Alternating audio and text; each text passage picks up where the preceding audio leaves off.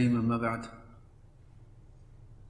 Once a man came to the Prophet ﷺ and requested him for some financial assistance. He asked him for some money.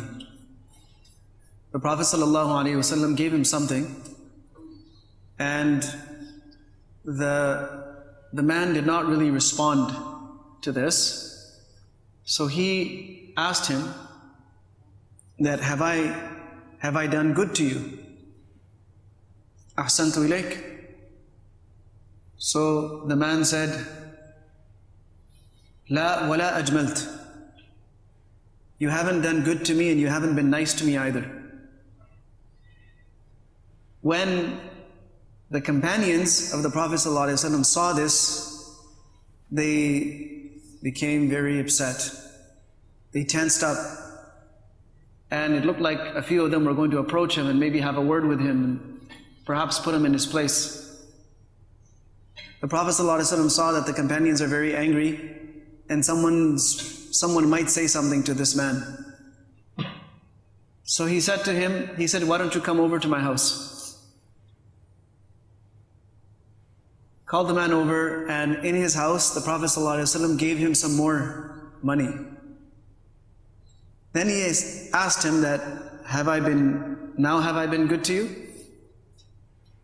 He said, yes, and may Allah reward you on behalf of my family and on behalf of my whole tribe. So the Prophet ﷺ said, look, when you came the first time, when you approached me in the masjid and I gave you something, your response was different. And now your response is something else. So my suggestion is that you repeat in front of my companions what you just said to me here in my house, so that they understand that everything is okay and that you're not upset and that you haven't been rude. So he said, okay. So the Prophet ﷺ took the man out of his house, and he told the companions that, look, this man came and whatever happened, you all observed. But then when he came inside my house, I gave him something else, and his statement changed. I want you to hear that statement. So the man made dua for the Prophet ﷺ, he thanked him.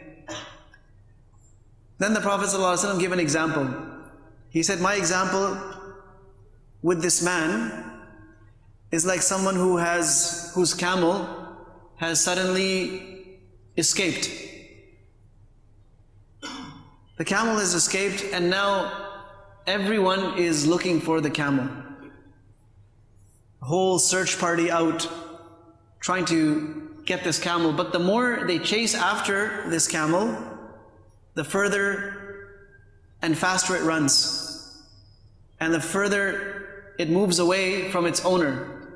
It's now trying to escape this mob of people. It's frightened, and in its fear, it is no longer reachable. So the man says to all this search party, he says, you guys leave it aside. Just forget about the camel. Let me sort out my camel. I need everyone to stop running after it.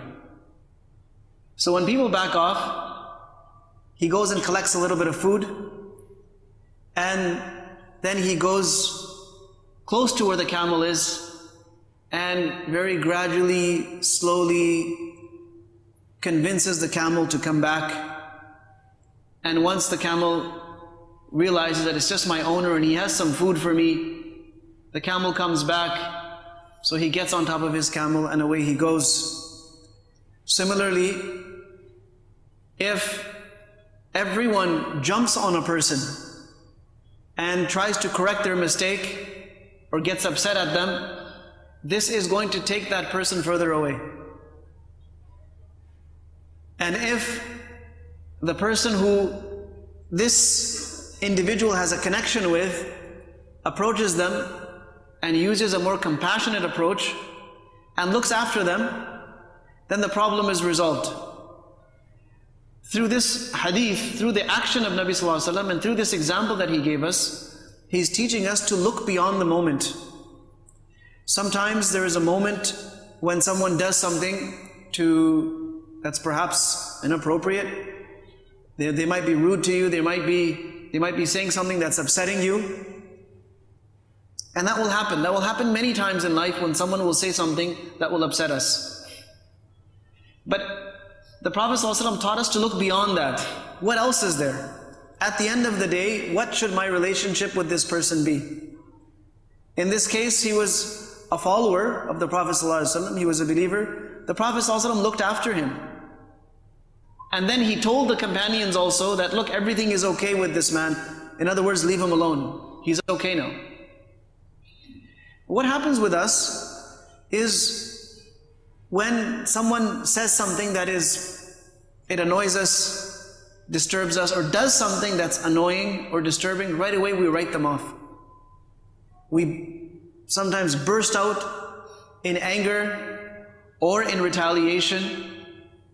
And this mentality it's not a good word, but this mob mentality, that we get our friends together and then we start trying to intimidate the person or make them feel uncomfortable or make them feel excluded in different ways, sometimes in subtle ways and sometimes in very open and clear ways. This was not the way of the Prophet ﷺ and his companions. Even though what the man had done was incorrect in terms of akhlaq, incorrect in terms of deen and iman. But the Prophet ﷺ did not allow this mentality to develop that, okay, now you guys go after him on my behalf, you guys sort him out. I know I have my followers, I have my guys, I have my team. It wasn't like that. So we also need to approach each other with more open hearts, knowing that everyone is going to make a mistake. Sometimes we will be the one making the mistake, sometimes we will be the recipient of someone else's mistake. And that's just how life is. That's how life is, and that's how people are. And the people that we will spend the rest of our lives with will also be like this. Sometimes we will make a mistake in regards to them. Sometimes they will make a mistake in regards to us. And we have to find a way to somehow mend the affair and then move on as if nothing has happened. And we should never create an environment where we're building an opposition against someone. Or we're creating an environment where deliberately and by design someone is being made to feel left out. Somebody is made to feel odd, or made to feel like they don't belong, or made to feel like no one likes them. That is not the Islamic approach to things. And that's definitely not the kind of approach that we should be using in school. And look, all of these beautiful teachings are coming directly from the Prophet ﷺ.